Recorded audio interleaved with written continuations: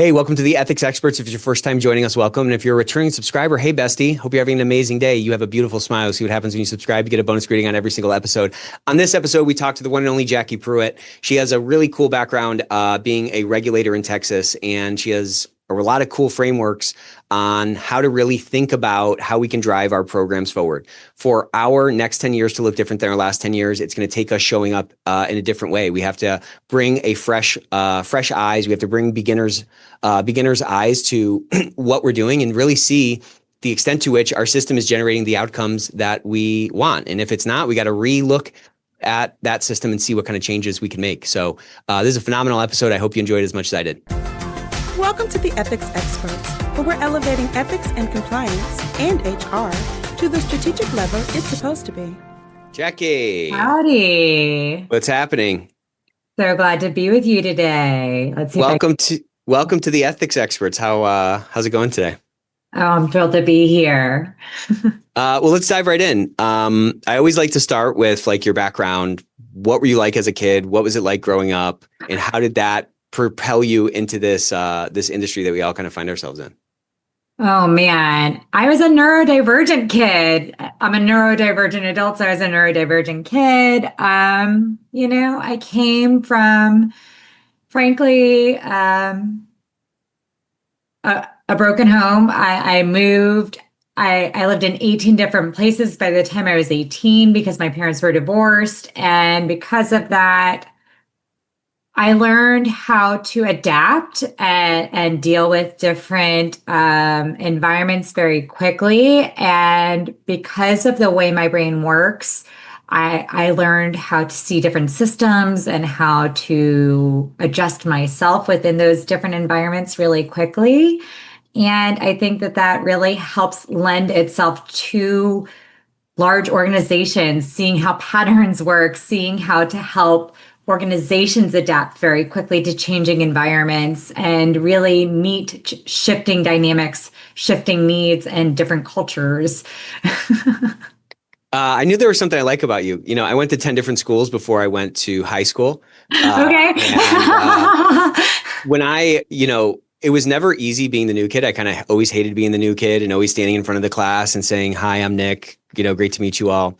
But looking back, I just feel like that really built a lot of, characteristics that I've been able to like leverage. And some of those things you talked about kind of resonated with me, being able to kind of see the lay of the land quickly, being able to like fit in quickly. And did you see some of those things? Like how did those experiences really help you kind of specifically in your career? For me, it created actually a lot of empathy. You learn, if you want to have, to your point, if you want to have friends, you learn how to meet people where they are versus right. where your comfort is. You learn how to meet people where their needs are. You learn how to listen really well. You learn how to adapt. You learn how to hear who people are. And it's not about where your comfort is. It's, well, what is this? Who are you? What's happening here? And I guess we share that dynamic a little bit. And that's a lot about what ethics and compliance is. It's a lot of active listening. And you're going to hear me talk about that a lot today, I imagine, because it's something I'm very, very passionate about. And I think really underpins what ethics and compliance is about. Yeah, I think that's right. And also, it's kind of like coming from a position of weakness in a way. You have to kind of find your way in. And, I really never put this together literally until just now, but in many cases, our industry or our compliance departments feel like that's sort of an outsider. And I think some of the things you're talking about can help us not be apart from the business, but really be a part of the business and really integrate into it, which is like, that's how we end up actually adding value. You know what I'm saying? So many times, many of us, or so many of the conversations I have, that same old sort of story is sort of repeated over and over again from all these different folks where I just have a check the box function and I have I don't have the endorsement I need, or, I'm brought in after the fact and I'm kind of in reactionary mode all the time. And I think when we can sort of employ some of these things that we're talking about, these kinds of characteristics or these kinds of skills, we can really find our way in and find opportunities to add more value and move from that bumper sticker to really be kind of a part of the engine, the engine of the car. And I'm so tired of us thinking of ourselves in this industry as cost centers. I think it's a very limiting belief, and I think it ends up kind of creating this like prison that many of us find ourselves in. But like that's a prison of our own making. Like compliance adds value to an organization by professionalizing it and de-risking it and adding more business excellence to it. But it takes us kind of showing up in a different way, like you were just saying.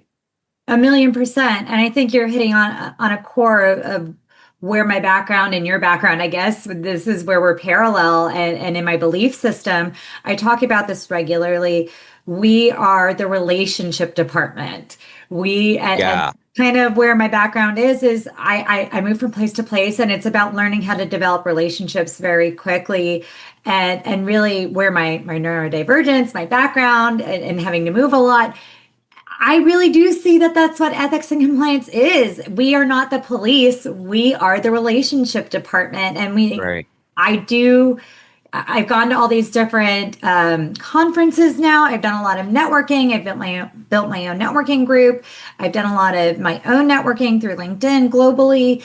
And what I hear over and over and over is we don't have funding. We don't have support. We are this island, this little silo, and no one likes us. And I'm like, I'm one of the most popular people in my organization and any organization I go to. And I never am seen as the police. I'm seen as this person that people could come to. And I think that that's what ethics and compliance really needs to be. We're the hotline. Well, how do we get people to come and talk to us if they don't like us? Yeah, exactly. If they don't trust us. Exactly. So just curious, you moving around so much, were you in the carnival too? No. I'm just kidding. No. So you're moving around a bunch, and then what was next? What was the next sort of lily pad that you sort of bounced off of before winding up in this, ethics and compliance space? I always like to say, and you know what, I don't think I'm unique in this. I don't think anyone grew up saying, I'm going to be in ethics and compliance when I grow up. It's not like anyone even knew this was a career probably when we were growing up. I'm Jacqui of all trades is what I've like to call myself. I've had a non-traditional path to get here. I came up through some tough, I know I don't look like it, but I've come up and through some tough lines of work. I was in banking. I did mergers and acquisitions, assimilations. Banking is a really cool line of work. I know not many people say that. I felt that way. And what I mean by that is it will take people with a different background and it will give you a chance to work your way up within it. I was a theater major, poli-sci double major. I needed a job when I was out of school. They gave me a chance. I came in on as a personal banker and a teller. I worked my way up to becoming an assistant vice president. I was working with regional banks, and what those are for is their investment vehicles. The way they really make their money is by consolidating them, packaging them, and reselling them through mergers and acquisitions. And they saw the potential in me. They gave me a chance, and boom, all of a sudden for 11 years, I was effectively doing mergers and acquisitions assimilations. And so what was that like? How did you get into the M&A game, and tell me a little bit more about this like assimilations piece of it and what you kind of gathered from that, I was managing teams for the regional bank. They saw how good I was. I mean, this is going to sound like a weird skill set, but they saw, that I was really good at bringing people up within the company. But even when I had to let them go, they saw the grace with which I could let people go, which sounds like a weird skill set. Yeah. But, it's like, it's like somebody who loves their executioner or something. I have charming executioner. You know what I mean? I this is a weird skill set, but I am actually still in touch with 2 people I've let go. I don't like letting people go, but you have to do it sometimes. Yeah. And I've been given hugs when I've let people go, because when you do it the right way, I think that does matter. It's a weird thing for us to be talking about. I didn't know we'd be talking about that today, but here we are. They saw the way that I could handle that. I had large teams under me. They needed someone who could help, because when a regional bank is doing M&A, they're usually doing it very, very fast. You're talking about 2 to 3 months. Wow. That's heavily E&C work. It's a lot of policy. They brought me in to look at the 4 Ps, the policy, the procedure, the product, and yes, the people. And so they would parachute me in. I would be doing this on the run. They needed someone who understood these things very quickly. I would roll them up to the holding company and board. They would make their final determinations. And then it was my job to go in with grace and help these people who were usually terrified on both sides. Totally. Yeah. Because we're looking at it on both sides. Who is best at doing this? And sometimes there were redundancies. And we would be bringing these two companies together. And the goal is to help people. And my way of looking at it was, how do I help these people achieve? How do I help some of these people at some of these banks? They've been with the same company for one woman 30 years. She Wow. didn't apply for a new job. She was excellent at what she did, but she was angry and terrified and scared. And my job is to help her say, no, you're amazing. How do you handle this transition you didn't ask for, right? Right. And so that was the beginning of my behavior modification and change management skill set. And you kind of learn it baptism by fire. You're not, there's no class you take for that. Yeah. You learn to ride the bike by falling off it, kind of thing, you know? Yeah. But I looked at it as, these people are amazing. These people are hardworking. They deserve a chance to do well. They deserve a chance to succeed. They deserve to be cared for. And they could have someone coming in there with a hatchet, or they could have someone coming in there with care. Right. And so I came in with care. And that's always been my philosophy. And that's how I've always approached all of these things. And so And how do you think that approach, like, why is that approach better, and how did that create more value? Well, because again, this woman did have value. You could go in there and terrify her, and you could lose this woman who has these relationships, who has this institutional knowledge, who has this capacity, and you can never get that asset back. Yeah, right. Or you could treat her with what she deserves: dignity, respect, and value. Keep that asset, keep those relationships, keep that value for your organization. And there's so much research that backs this up, by the way, because I am a nerd. I believe in creating value. I believe in creating respect, and I believe in really saving your company, also ultimately money. And I see the Venn diagram, because again, the way my brain works is, where's that Venn diagram? Because life is about looking for the Venn diagram. Where is that overlap? Where can you create those values? Where can you create dignity? Where can you create respect? And where can you create value all at the same time? Yeah. And usually those things do overlap. There's a lot of research that all validates this. It's a lot more expensive for a company to try to bring in a new person, train them, hire them, go through this huge investment than it is to keep that woman with that 30-year legacy, right? Yeah. Yeah. I mean, there's just so much in what you just said, you know? And when you are doing this sort of assimilation of a acquisition, you see sort of the worst in people in a way, right? Like, everybody is in their backup style. They're all these sort of caged animals because there's all this uncertainty. People don't like change. And being able to bring those folks together. I mean, every business is a people business at this point. So us being able to tune into those things as we're pushing change and getting the buy-in that is necessary for whatever the project is, whether it's on the M&A side or whether it's on the ethics and compliance side, is kind of critical for any of these projects to be, you know, as successful as they could be. So you were doing the banking thing. What was the next move after that? So, I mean, listen, I loved helping people. I loved doing that, but I'm also a human being. You can only do these things for so long. I was in banking for about 11 years and I got burnt out. Like, you know, it was time for a change. I got out of banking. I wanted something. The other thing was, I was a young mother at that point. I had 2 very small children at home, and I had to travel quite a bit to do that. I was traveling all over the state. And I had children because I wanted children. I had an 8-month-old at home at this point, and I wanted to spend time with her. And I wanted something a little bit more stable where I wasn't traveling quite as much. And this opportunity with the state came available. And if I'm being really honest, I didn't realize I was going to be working with the elite police forces of Texas because it said DPS. I thought I was working with, because in Texas, DPS is also what does the driver's licenses here. So my mind is like, oh, that'll be an easy one. I'll be at the state headquarters and I'll be helping like the leadership of the people who issue driver's licenses. And I showed up for my board, which is what they call interviews. And there was a ranger in my interview. I was like, what's Oh my gosh. here? Yeah. Am I double parked? What's going on here? Yeah. Yeah. And there was a sea of panda mobiles, as I call them, the black and white cars, the panda cars. It's like, huh, that's weird. Yeah. And it turned out, no, they were interviewing me to do the leadership and professional development program to develop that for the elite police forces of Texas and those who supported them. And so that's what I got to do. And it was God, that was so much fun. I loved that role.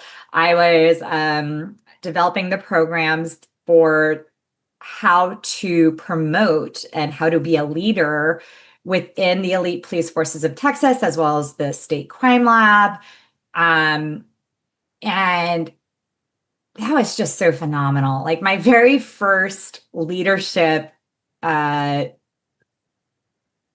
training group that I got to do was for a team for the criminal investigation division. And it was like a deep undercover unit that was having trouble with communication with one another. And so the handlers who were still working on the regular side were struggling with the guys who are on the deep undercover side, and they were just not communicating. And I was teaching them a class about attitude and communication. And again, I guess I just like baptism by fire is what I'm trying to say to you.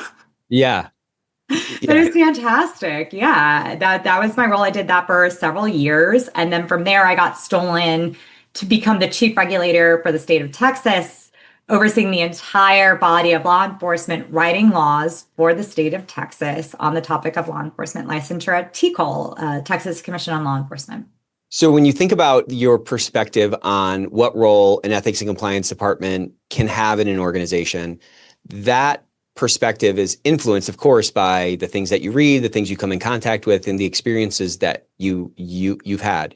What have you added to the toolbox from that learning and development experience that you had? Is it communication? Is it just leadership? Is it like, what are, like, again, these, the things that you're talking about, change management, leading with empathy, development of people. These are all kind of big rocks in the jar that I think, my analogy is kind of breaking down, but like, these are like major kind of components, you know what I'm saying? But so how did that kind of influence your philosophy, and how did that influence, your perspective on what a compliance department or person should be in an organization?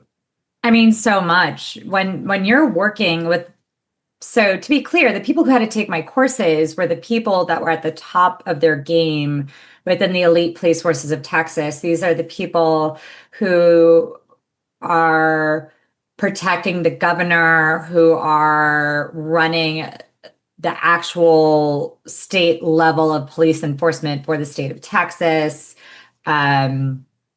And so if you've ever heard of the Texas Rangers, those were my students, but it wasn't just the Rangers, it was the leadership of the Rangers who were my students. And because they have state mandated requirements for continuing their education. And so for the non-police enforcement side, when it came to their leadership accreditation, that was my area. And the things that I was teaching them were things like active listening, creative problem solving, things like that. And you can't have a lieutenant in the Rangers coming into your class and teaching them rudimentary stuff. They would eat you alive. Totally. And you have to have the research to back it up, or again, they will eat you alive. And you have to have a spine made out of iron because you cannot be a These are Rangers we're talking about here. You know what I mean? So do you feel like that experience gave you a different level of like executive presence? Was that absolutely. Yeah. And I'm still friends with a lot of them to this day. I like to say I have the best network of brothers and sisters a girl could ask for. I adore them all. I have great relationships with many of them. If you follow me on LinkedIn, every now and then you'll see one of them pop up as a comment supporting me, and I adore that. But I earned it. Yeah. And they don't they make sure you earn it. Yeah, totally. And I think what you touched on there is something important that we all should be, recognizing that, I don't know, like whatever you're teaching needs to be kind of interesting. If you're gonna, everyone's seen it all before, everyone's heard it all before. So we have to have some kind of a way to pierce that veil of attention and resonate with them.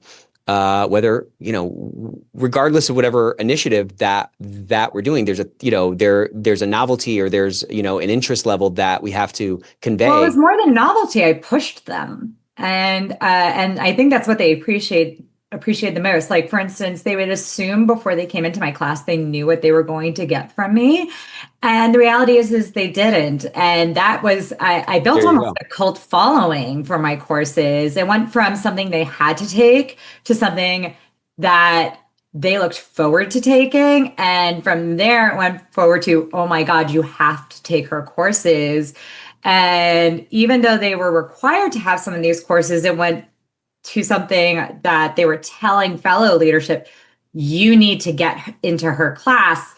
And so I will never forget this. I mean, some of the things I had to do, I couldn't change because they were TCOL mandated courses. So like things like the name of the course were dictated by TCOL and I couldn't adjust that. Like, so for instance, one of the names was Attitude, It's Positively Yours, which to this day, I'm like, oh. It's like, yeah. Oh, come on, I'm teaching Rangers. Give me a break here.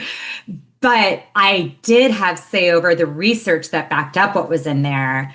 And if you think it's easy to get Rangers to take a course named something like that, I will argue that is not. But I had wait lists for that class by the time I was done. So when you were a regulator, and I want to talk a little bit about, I think you had some really good insights. We were at that AI conference together. Your panel was really interesting, and I think you had a lot of interesting things to say from a regulator's perspective. So I'd like to spend a little time talking about that regulator experience and like what you learned from it, and again, what our listeners could maybe gather from it from to kind of inform their own perspective, because everyone's like worried about the regulators coming and knocking on the door and all that kind of stuff. So what was that experience like, and what did you really? What were like the most valuable lessons or stories from that?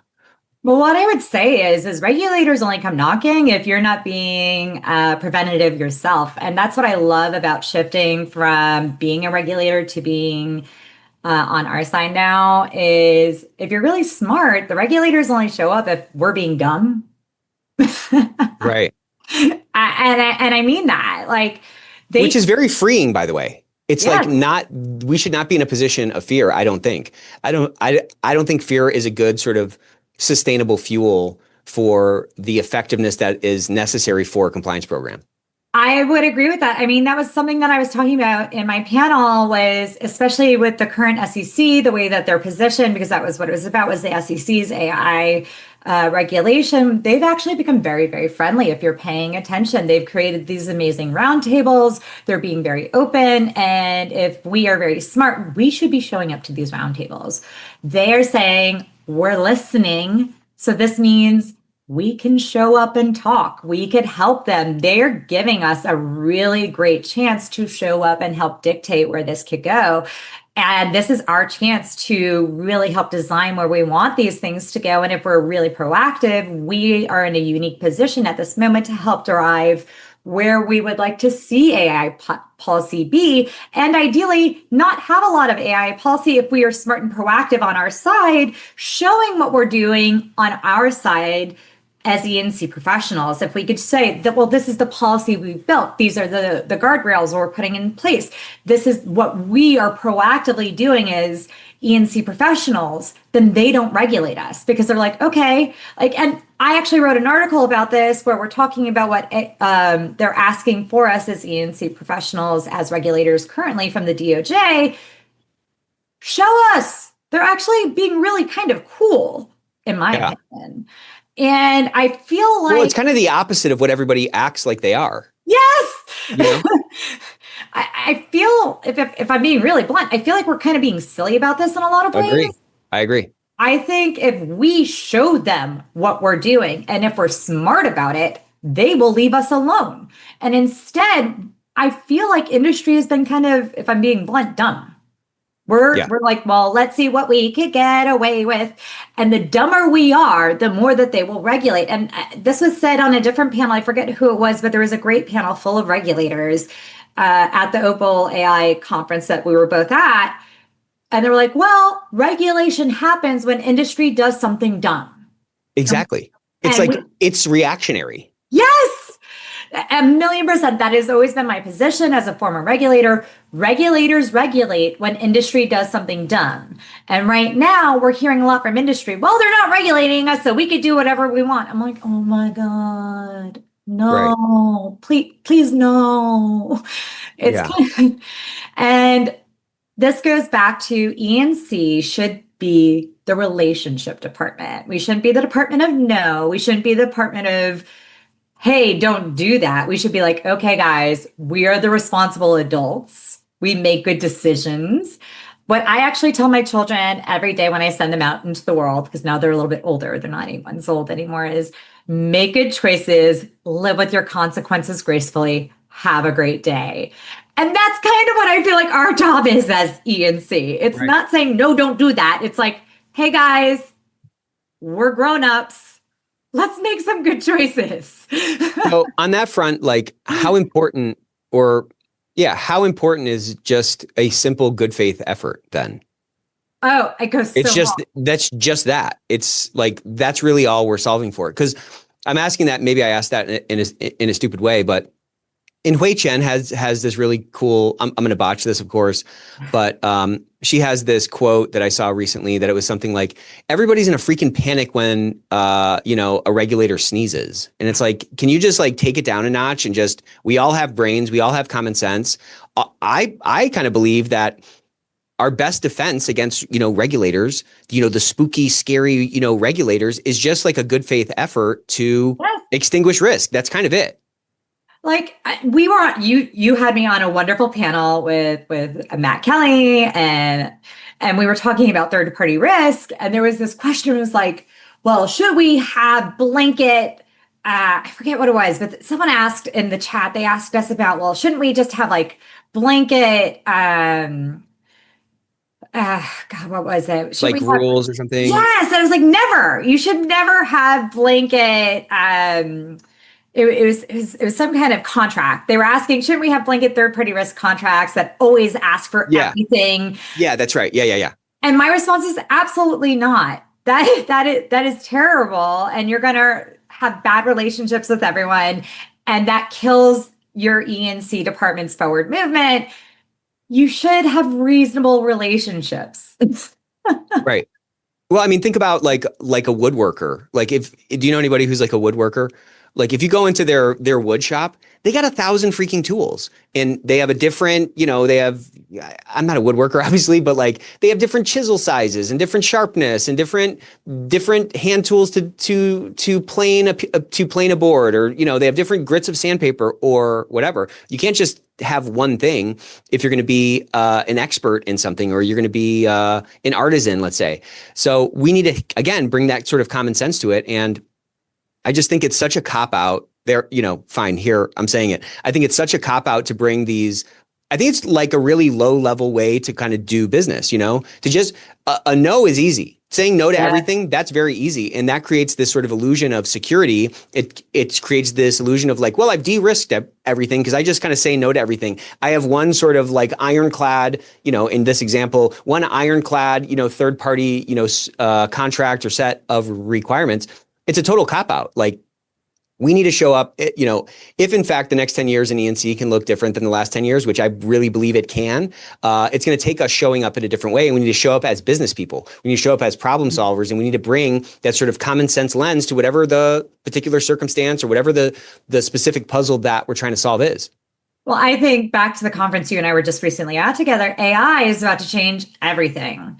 I think that it already is, A. But B, I think the biggest problem that they're waiting to solve is, frankly, the only thing that's holding it back is the power grid, right? Once they figure out how to... Yeah, that's the new constraint, which is wild in a way.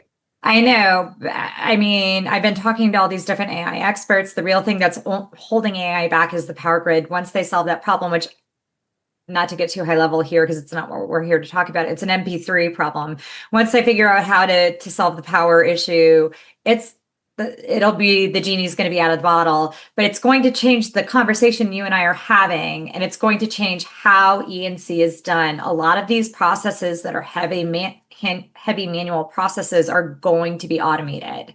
And yeah. So then what's our value in that world? Correct. And that's where I'm going with this is it's really no longer going to be heavily human audits. It's no longer going to be a heavily human process. And it's going to be more about the strategy piece that I keep talking about.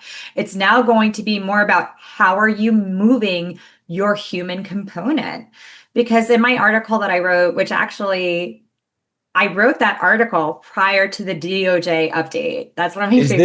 Is this the Corporate Compliance Insights article? Yeah. Let's talk about that a bit, because I was like, oh wow, she must have a freaking, crystal ball or something. Yeah. So give us a summary of the article and we can talk about this intersection, because I think this is probably the biggest existential threat to our industry right now. Yeah. And I think it translates and is rooted down in our mindset as practitioners in this space in how we're going to navigate through this. I think if we have the wrong mindset and we're, as Hui says, we're jumping and we're in a panic every time there's a sneeze. Well, that's a very low level. That's a very sort of base kind of compliance, approach to building a culture of integrity. So let's dive into that article a little bit, because I think it has a lot of intersections with really everything we're talking about. Oh, thank you very much. I love that article. I was so thrilled when Sarah and her team at Corporate Compliance Insights chose to publish it. So right when those DOJ, when they updated their guidance, first of all, I always like to point out, everyone talks about the DOJ guidance as if it was guidance for compliance programs. It was not. Let's be very clear. That guidance was for their prosecutors. And then we, as an industry, get to interpret that. Yes. And then say, okay, well, this is what we get to do to make sure we are not investigated. Right. But I always like to point out that's actually guidance for their prosecutors. And we always misinterpret that, right, when we talk about it. But I wrote it prior to the guidance coming out. I wrote it for their 2003 guidelines because everyone kept saying, well, we don't understand it. I was like, I don't know. I get it. It makes a lot of sense to me because I'm a former regulator. So I understood the 2003 ones. And what I tried to do when I wrote the article for Sarah and her team was explain how you can action it. And then what's funny is I submitted it to the team. They had it in the editorial process, figuring out when they were going to publish it. And in between me submitting it, while they were editing it, the DOJ guidance dropped their 2004 guidelines. And I was like, oh. And I only had to adjust, I think it was like 3/10thing in the link to the new guidelines versus the old guidelines. And, but I correctly anticipated all the updates. Yeah. So let's talk through some of those updates and let's talk about that lens that, I mean, you acquired this lens, maybe from your common sense, maybe you were born with it, but it was probably partially at least influenced by your time as a regulator. So what did you see in that guidance, and what was it from that experience as a regulator that allowed you to kind of see around the curve and provide some sort of commentary on some forthcoming guidance that you presumably didn't even know was coming? I had no clue. I had no clue the update was coming. That was a shock to me, just like everyone else. But what I could read in the 2003 and what I correctly anticipated with the 2004 was it's a three-prong approach. What I still advise And what I say that they are saying is they're asking for a three-prong approach. They're saying that you need, and everyone seems to have the first piece, which is the legal aspect, the investigation aspect. Okay, we know we need to look into problems as they arise. We need to investigate them and we need to address them. That's the legal area, the investigations area, right? And everyone seems to have that one down. The second prong, and so I call that your pogo stick, right? Then I say a second prong, so now you're on stilts, right? Versus just a pogo stick. Is Pogo stilts, yeah. So from a pogo stick to stilts is your data analytics. So now so you have your investigations, maybe you have a hotline. Now you go to looking at the data that you're getting from that. What have we learned from those investigations? What have we learned from the hotline? What can we look at from a data analysis standpoint? And maybe you're even taking it a step further. Maybe you're looking at your adoption rates from your testing. Maybe you're looking at how many times your code of conduct is being, and please, for the love of God, I'm going to stand on my soapbox for a second. Please hop on there. Please get your code of conduct out of a PDF form or, God forbid, a physical form. Like, it really needs to be digital at this point. There is no excuse. It needs to be a smart code of conduct, ideally, where you could get some good analytics. Google Analytics are great if you could get them because they're very helpful for this piece for your data analytics. And then finally, this is the one that almost no one has, and they are asking for it. If you read what they're actually putting, especially in this 2004 update, they want you to be proactive now. So now you're not just, that's your three-prong approach. So now you're moving from a pogo stick to your stilts to a stool that you could actually rest on, right? Right. And that's your strategy, your forward thinking, moving from a reactive to an analytical to a proactive approach. Because that's what the regulators are actually saying in this update. Now that you know that you have a problem, that's your first piece. Now that you're looking at your problem, what are you doing about the problem? What are you doing to address it going forward? What are you doing to now address the cultural problem that you've identified to make sure that it's not continuing to be a problem going forward? And that's where someone like me comes in. I'm a strategist. I'm a behavioral modification person. I'm a change management person. And so that's exactly what a compliance person needs to be. Yes. They need to be a strategist and they need to be a behavioral modification person. We should be the behavioral science experts in our organization. We should understand how human beings act in general, and we should understand how they act in specific in our organization, whether it's due to cultural, macro cultural norms, whether it's micro cultural norms in individual departments, whether it's, and the extent to which those norms are influenced by what's going on in our industry.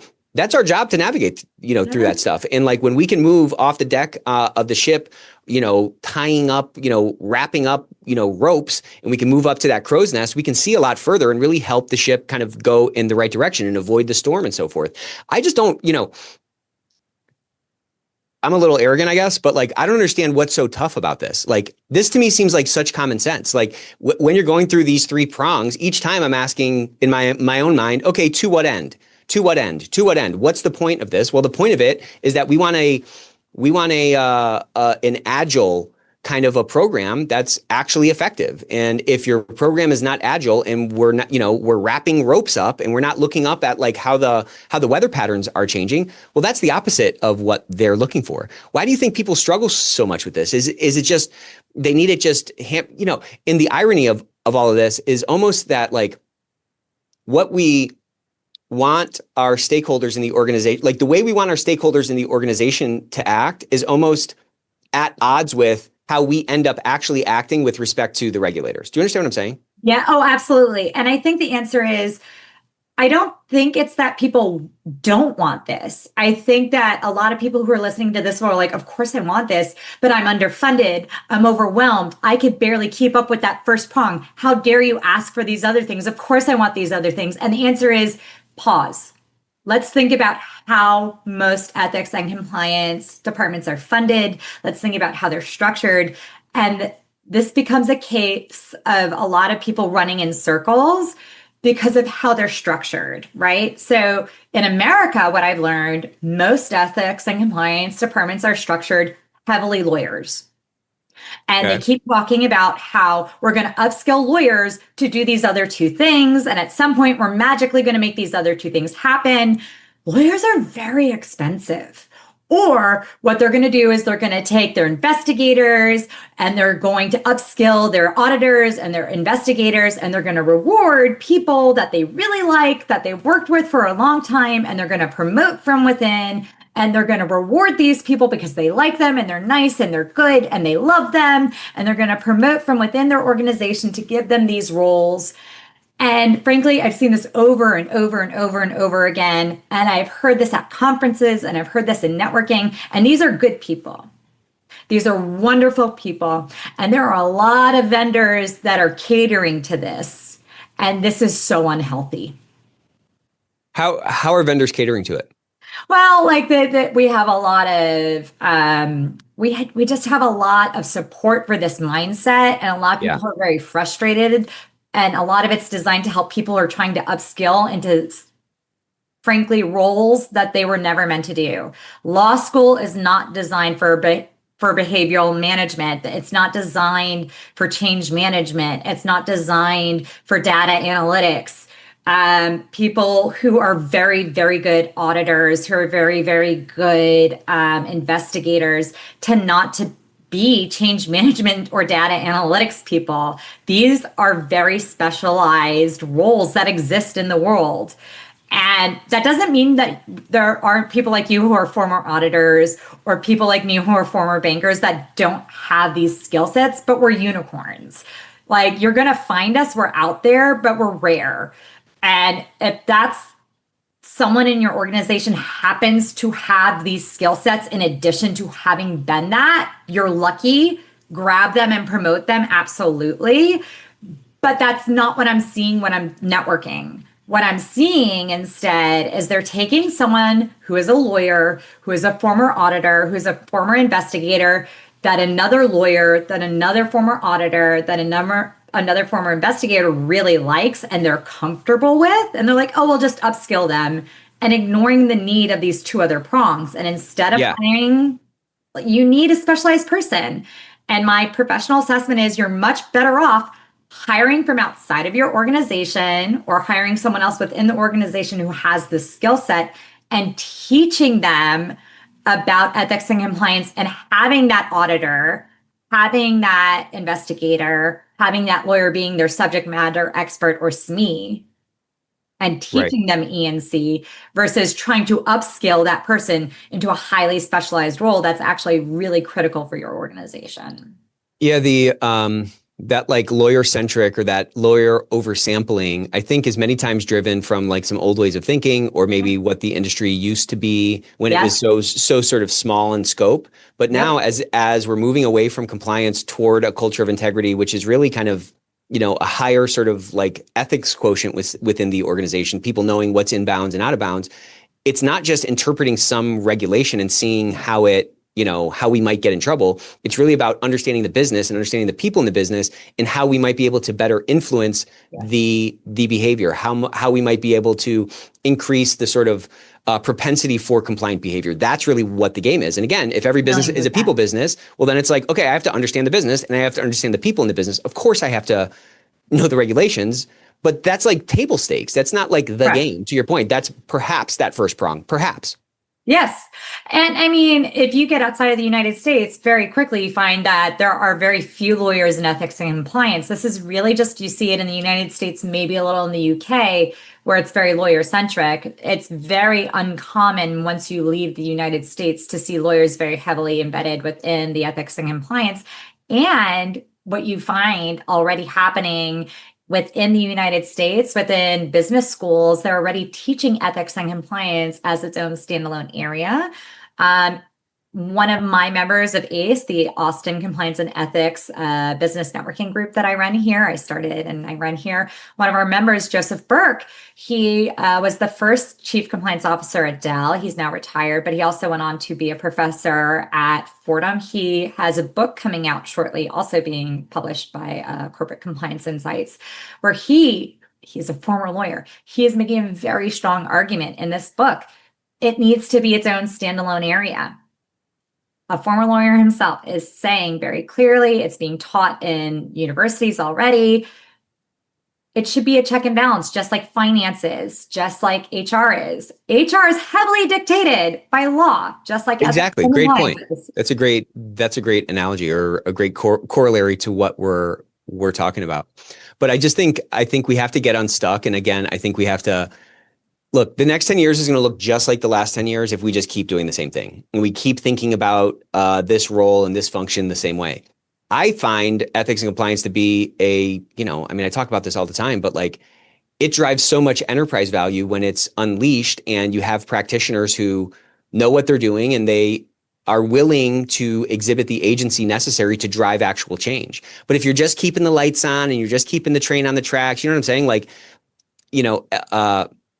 there's this model in business school that you see, and everybody has seen it, of a kind of like the life cycle of a business. So a business sort of starts low and then it goes through this growth phase where the slope of the line sort of increases. And then at some point it hits the maturity phase. And as a business reaches that maturity phase, the growth rate of that particular company ends up being ultimately like whatever the GDP growth rate is in a country, right? Like it just kind of normalizes down to that rate. And it's on us to make sure that like that flattening of the curve, that sort of maturity phase, that we push that off as far as possible. And we really run the risk of hitting that sort of flat line way too soon, when in actuality, we can keep that part of the curve that, some of us should be on.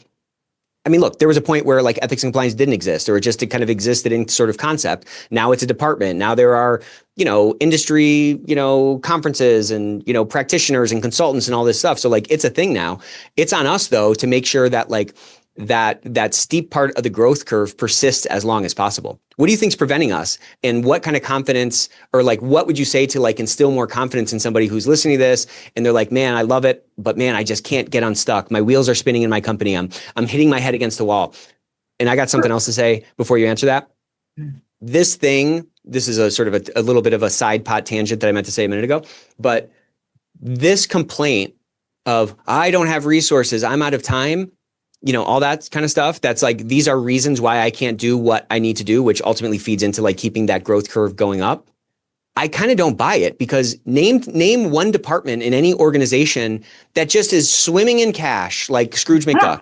Like who doesn't want more resources? Who doesn't want a bigger budget? Every single department wants to do more. Every single department is constantly making these bets with their time and their resources to achieve their goals. This is not something that's just like unique to ethics and compliance. And we're like, oh my gosh, woe is me. I just don't buy it. Like, what do you think about that? I think you're approaching it wrong. Me? Ooh, no, not you personally, but the people out there who are struggling with it. I think, first of all, you need a strategist like me. The way I approach it is very differently. And I'm going to say some stuff that's a little bit maybe a little bit shocking to people. But my personal approach is, first of all, stop asking for so much. Exactly. First of all, if you have a Jacqui on your team, someone like me, the way I approach it is I go with less is more. Like, for instance, at one of my former employers, when I first got there, I was shocked to find out they had a 10-page newsletter that they were sending out from the E&C team, supposedly in the CCO's name. And my first question was, what are we doing? Where did this come from? Who's writing this? And it turned out they had hired an out-of-house legal team to write this. So they had outside counsel writing this. And I found out our own CCO wasn't even actually reading it. He was clicking on it and he wasn't even going past the first page. I found out, like everybody else, by the way. Correct. Literally I got with marketing. I found out what our click-through rate was, and the answer was there wasn't. Literally no one was reading this. We were paying lawyers from outside to write a 10-page newsletter no one was reading. Wild. I found out what our why was. We had a certain threshold. There was a reason for it. I found out what the why was. I figured out how to create an alternative method. I made a partnership through other people. We got with marketing. We created a link. We truncated the message down to one paragraph with a fun link, with fun messaging, with images, with a separate vendor. We already had a relationship with. We got rid of that vendor entirely. And all of a sudden, our click-through rate became, I think it was something like an 80% adoption rate. Now we met the why. We made a partnership with marketing. We blew all the metrics out and we were saving money.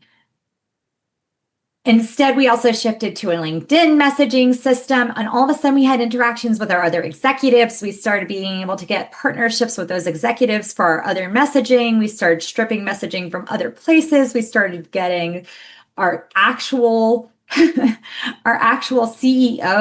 we got our GC, we got our chief financial officer to start embedding our messaging throughout within their own messaging.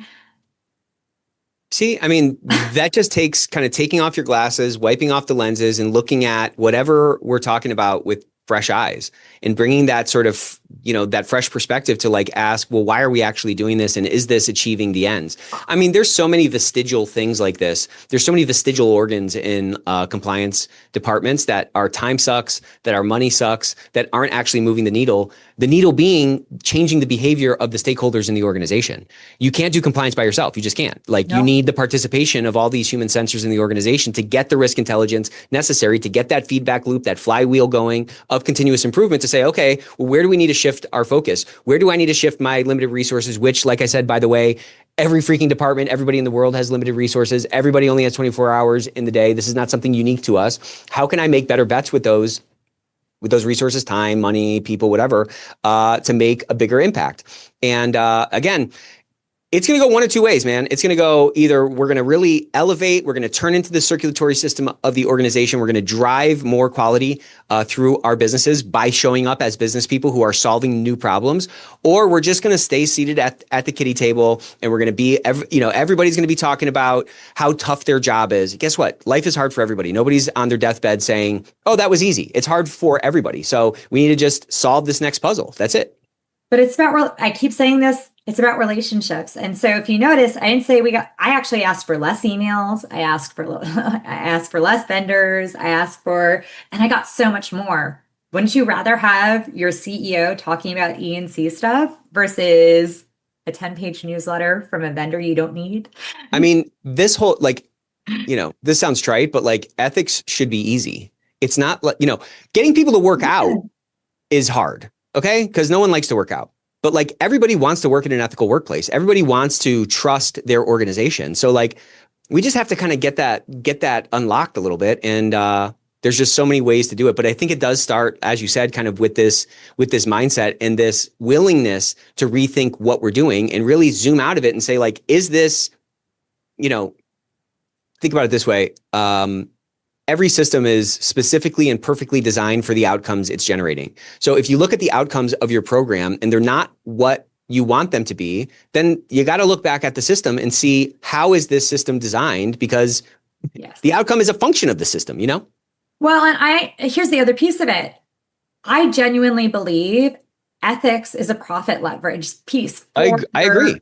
And when it's done correctly. I agree 100%. If you're building those relationships, if you're able to show the right outcomes, if you're showing that you're saving money, not only that, now you're not a cost center. You could actually show you're a profit center because people want to work with companies that are seen as ethical. You want to be able to go to your board, and first of all, boards have to take your compliance training. Boards have to hear these messaging. There are actual requirements for these things. So if you're really smart, here's where it gets bonkers to me. So people have underinvested in the things that their boards have to touch, that their employees have to touch, that their executives have to touch. For some reason, this is the area that they ignore, and they hand this off to their lowest paid member of their team, and they ignore their policies, they ignore their codes of conduct, and they treat them like the redheaded stepchild when this is your value add. This is your delivery system. This is the thing that touches every single employee from the top to the bottom of your company. And that's what you're going to ignore? Right. This is your delivery system. If you are not investing in that, then that's why you're getting terrible returns, my friend. Yeah. And also like You're trying to investing think. doesn't necessarily mean more dollars. Investing means, investing your time, investing your brain in how I can have more impact with this channel that exists. I mean, to your point, like this is a game of influence at the end of the day. You know, I mean, I talk about that all the time. Like this is a sales job. Okay. We're all in sales. And so we need to sell our program. We need to sell these axioms or these principles or this culture of integrity, because that's really where it starts. Jacqui, this has been so much fun. As we wrap up here, I can't believe that our time is already over. If you can go back in time, I love this question, because it's free learning for me. But if you can go back in time and give young Jacqui a piece of advice that you wish you had sooner, what would that be? The way your brain works is your greatest asset. I know you think it's quirky, but seeing systems, seeing the way that the world works, that is your greatest asset. Relationships are the greatest asset. So don't be afraid that that's where you shine. And listening is a superpower. I love it. Thank you so much, Jacqui. I don't know. This was awesome. We're going to get a lot of clips from this one, and I hope to see you again soon. You guys got to check out that article on Corporate Compliance Insights. You should absolutely be on Corporate Compliance Insights Daily. There's such great content coming out of there, but definitely check out that article from Jacqui, and I hope you enjoyed this episode. See you next time.